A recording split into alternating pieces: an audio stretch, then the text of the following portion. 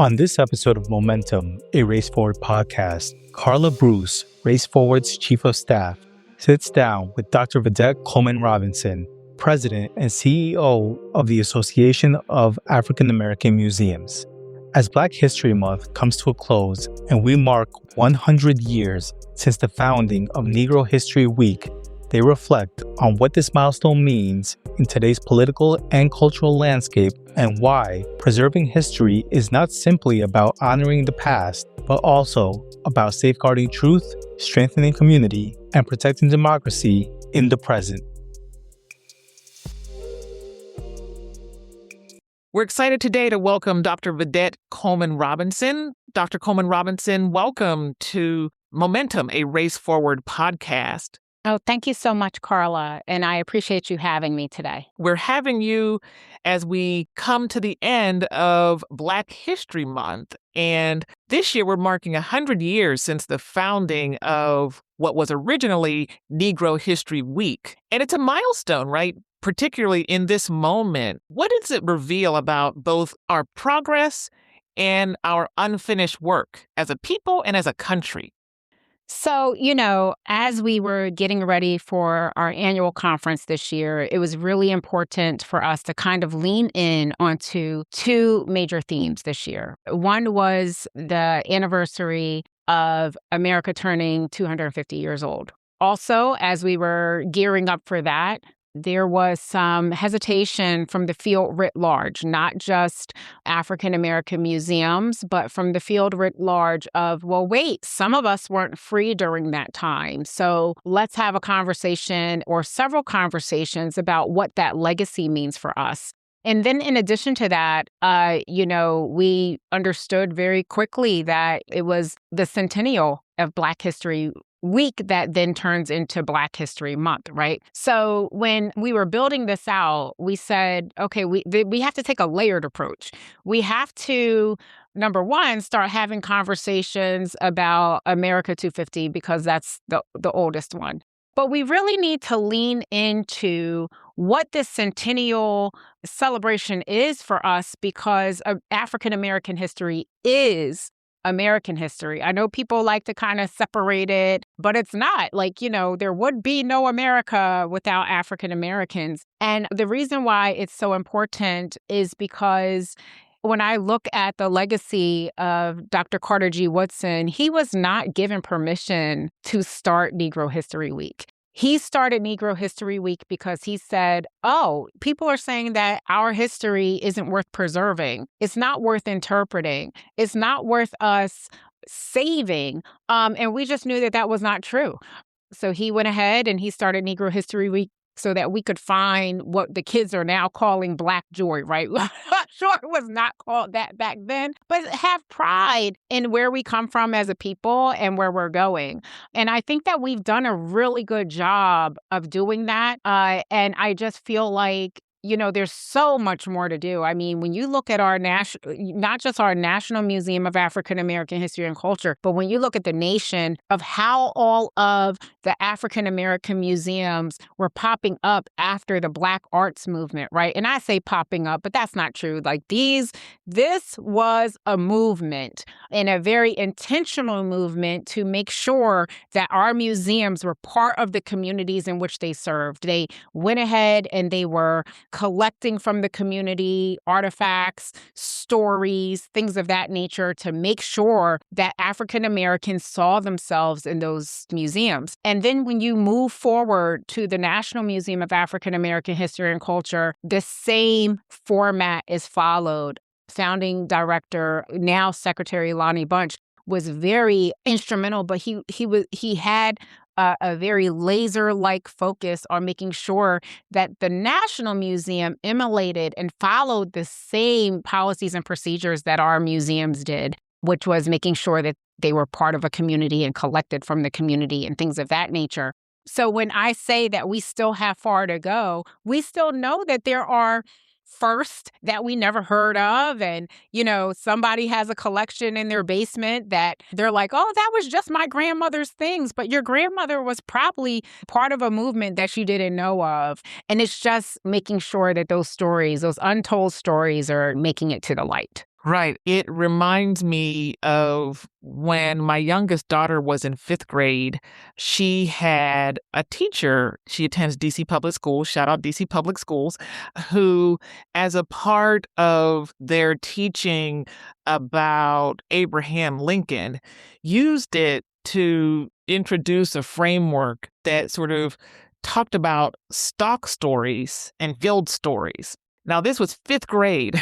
And it was like, wow, that's powerful to be taught this as a skill in fifth grade. And it really, I think, is something that we as a people need to understand in relation to our history to, not just accept the stock story, but out the concealed story, because often stories are concealed, and we're sort of living in an era right now, and many over generations have experienced deliberate attempts to erase history, to not document history, and those that take the intentional act of preserving history, yes, to share markers, but really to sort of remind and to teach. I think it's a movement, it's not just you said that, it's not just, hey, let's just go to, let's go look at some pictures. It's done with intention, both the erasure of it, but also the deliberate intention of ensuring that we preserve and promote history, and movements are so, so important. So I appreciate you bringing up that framing. Moving farther down that path, right now we're in an era where there's been deliberate attempts to close museums that tell, as you said, the true history of America, and particularly the role of Black Americans in American history.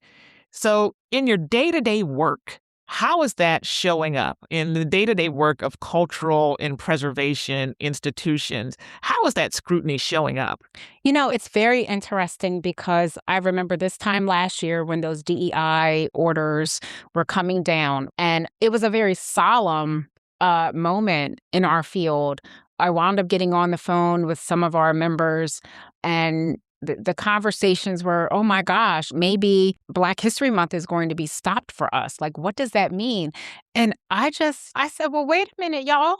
Listen, I grew up in Jersey, but I went to school in Virginia. So sometimes I mix up all my slang. So stick with me for a little bit. But, I said, well, wait a minute. Nobody ever gave us permission to do this work.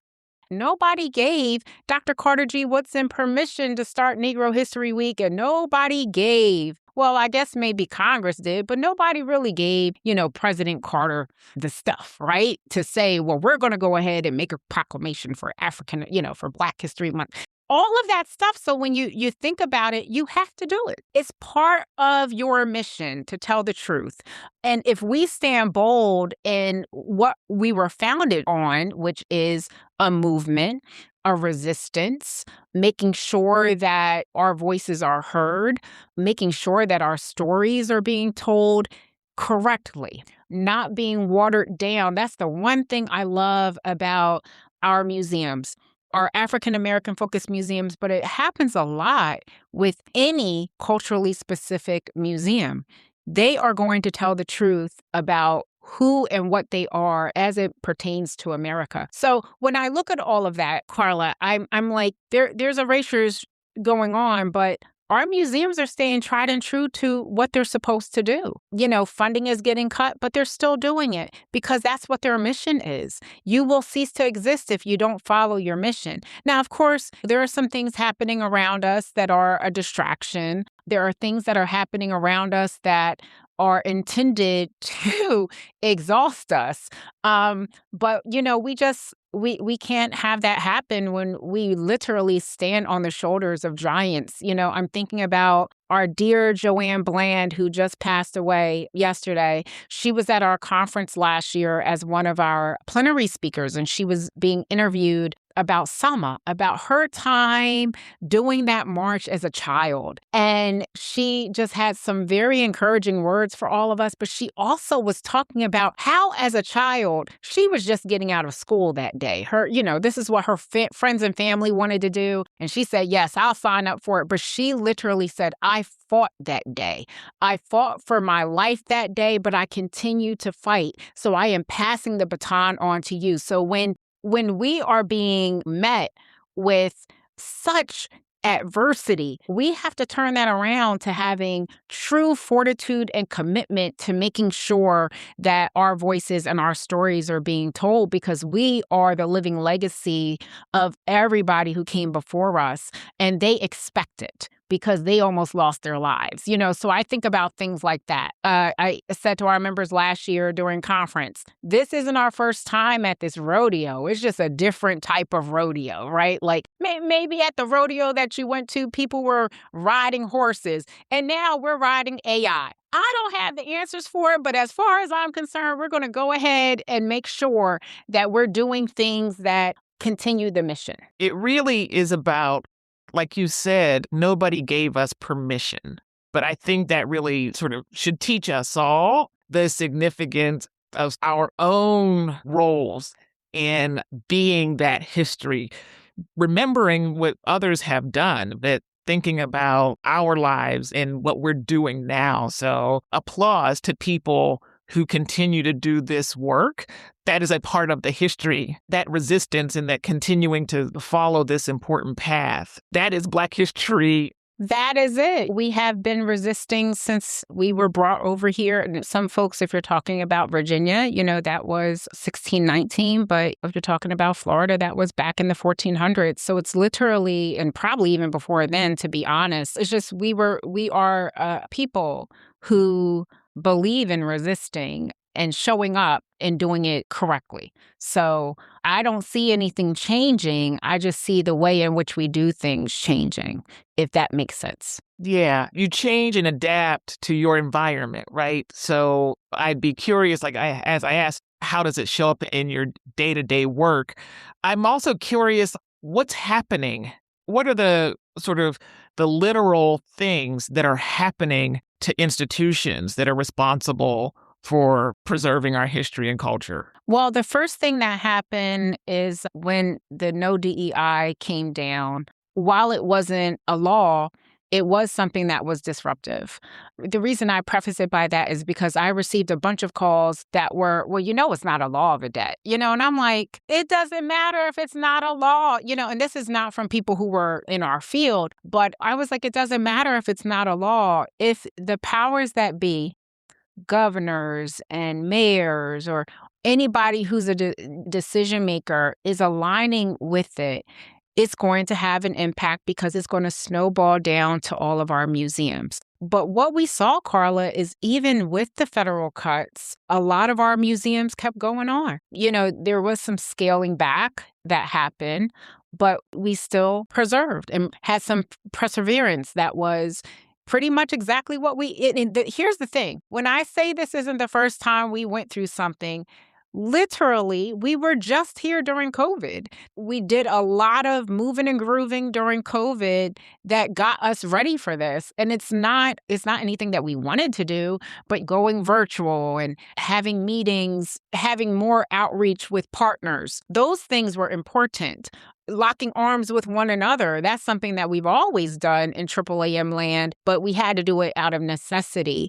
And it took us right back to our founding, which we wound up doing those same things back then. So it's just everything's secular. It's just a matter of how you are going to deal with it. So day in and day out, our members are still preserving African American history and culture. As a matter of fact, whenever there's a protest happening, there is a curator out protesting as well, and they're grabbing signs and things like that. There is still a grassroots effort. That's what we came out of. So we still have a lot of that. And there's just people who are proud of the work that they do. It's beautiful to see that in our African American spaces, there's a whole variety of people who work there, different nationalities and genders and things of that nature. But everybody is tethered to the mission. And when you're tethered to the mission, there's really nothing that can stop you if you want to make sure that things are done correctly in a humane way, but then also in a way that outlives us. That's literally the strategy, just making sure that things outlive us. One of my favorite sayings, I have lots of favorite sayings and lots of favorite sayings from Dr. Maya Angelou, and we do the best that we can until we know better. And then when we know better, we do better. And we just got to keep doing and doing better. Again, history helps us understand and know better. And we are creating history and documenting history as we speak. When I look at pictures from like the civil rights movement and what people were doing in those pictures, and it's like, what were you doing when this thing happened? And right now I think about like, what am I doing? What are we doing? And you want to be on the right side of history. So when the story is told, you are a part of what was good. And our mission is really about, at Race Forward, is about advancing a just multiracial democracy. Our democracy is much weaker than we would have imagined. And, some will say it's been practiced since the days of the founding fathers. But part of that durability, I think, is this preservation and understanding of history. The other thing I've been thinking a lot about, and again, I feel like we know, right? You hear this, that there's an anti-DEI sentiment, and it's then led to these things that have affected institutions like yours. And again, people who are every day just trying to do the work of promoting culture and preservation. But I am definitely somebody that always goes, but why? But why? Like, it's not just on the surface, and it's not always what people might understand it to be. And power and narrative control and really delegitimizing people, I think, is a part of this, why history has become such a core part of the strategy to gain power or to solidify a power or a base and promote a particular narrative. We talked about the civil rights movement, and you can go farther and farther back, but just the role of history as a tool that is sometimes manipulated for purposes of, some would say, I feel like we have evidence to say that we're, if not moving toward a state of authoritarianism. Holding on to history and manipulating it is a tool. And I would figure that historians and people in the line of work that you're in know that. And I feel like it would be really instructive to us to understand how, when that's happened in the past, how people have responded.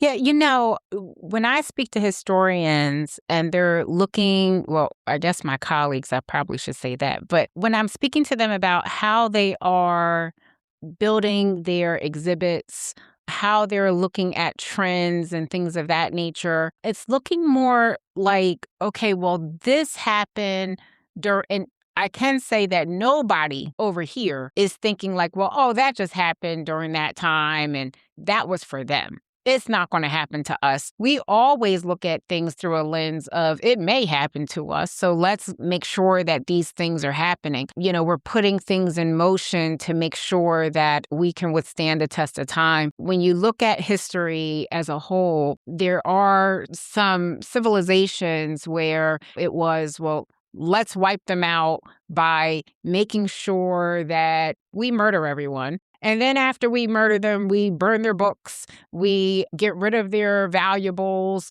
we get rid of their tapestry. I'm a Game of Thrones watcher. I don't know if anybody else out there is, but I'm reliving all of that through the through the medieval times, watching them. And that's fiction, but fiction is based off of nonfiction. And I look at all of those things and I'm like, I'm not going to say that it can't happen here, but there's people around us in the field who are making certain that it doesn't happen. And that's what gives me the most hope, knowing that we have several people, and not just historians, people who love us, who want to make sure that our stories continue and our stories matter and that we stick around.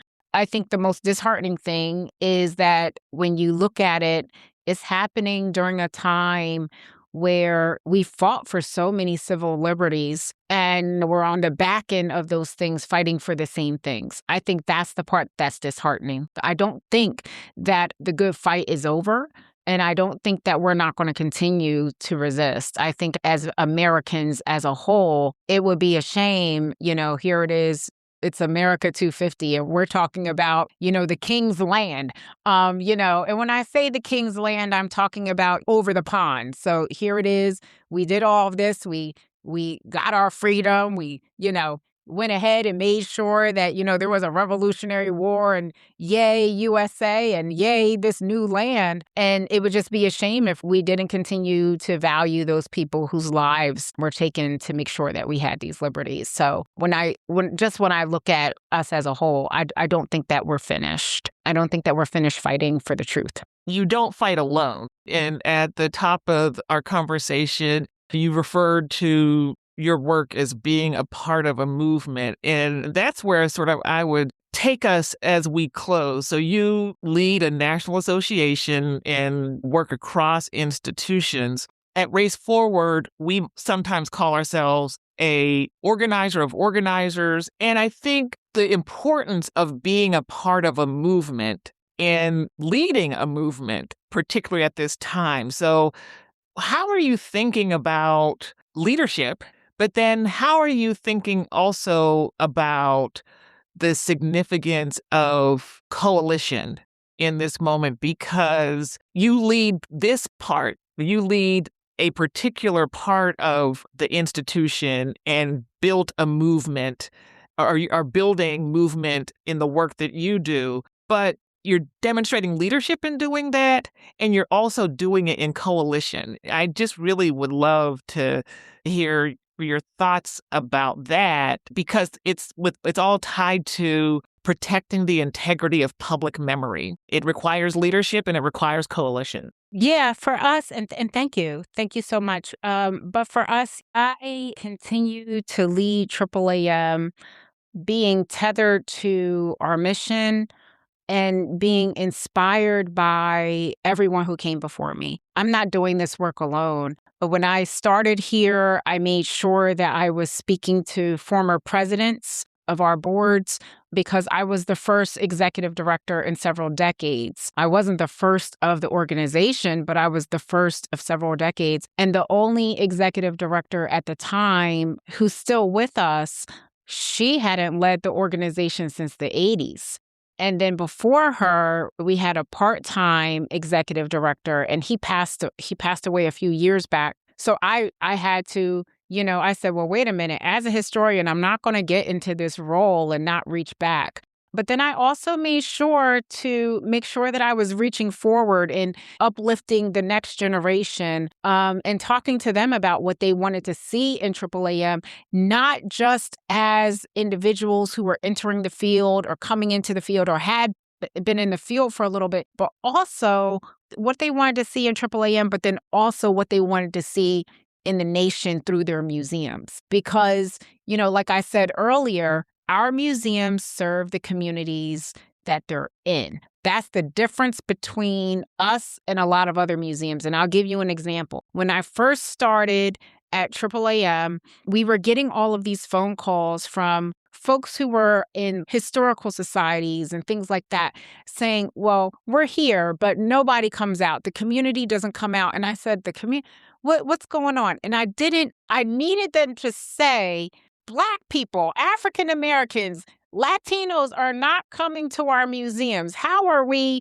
to get them there? And I said, well, the difference between our museums and your museum is we started with community in mind first. We had no choice, but we started with community in mind first. You're not in a community, so you have to get out and get something. You got to go out and start having conversations with these community leaders. And More importantly, you need to partner because you can't do this work alone. You need to partner with the institutions that have already been doing the work. You are not to take away from them. You are to partner with them and build trust with them, but then also be the change that you want to see with them.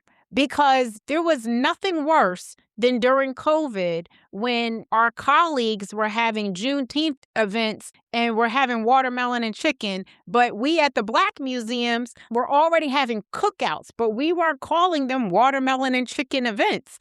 It was mind-blowing, but we had to have conversations about partnership because there is nothing that we can do alone in this world. We have to have synergy and we have to have partnerships because if we don't, the civil rights movement wasn't done. Number one, it wasn't done overnight.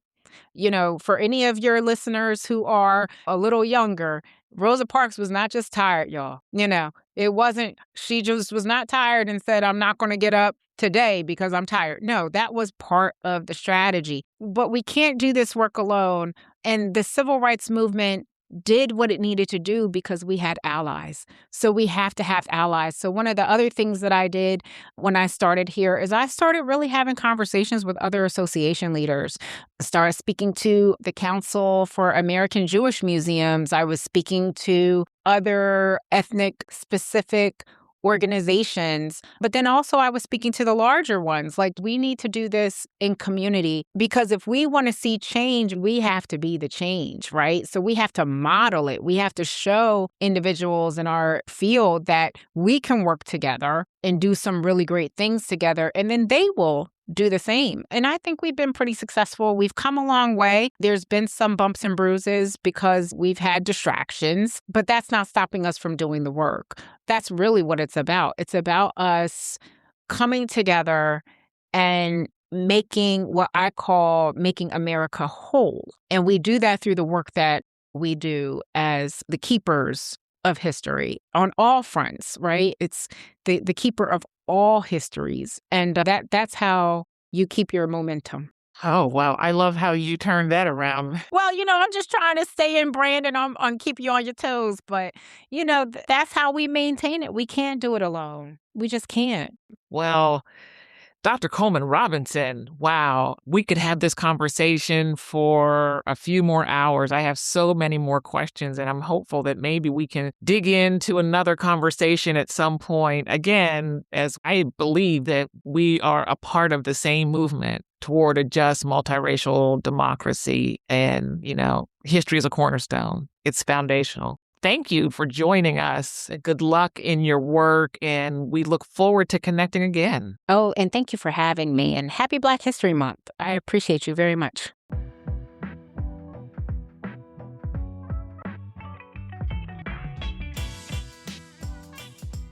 Thank you for joining us for this episode of Momentum, a Race Forward podcast.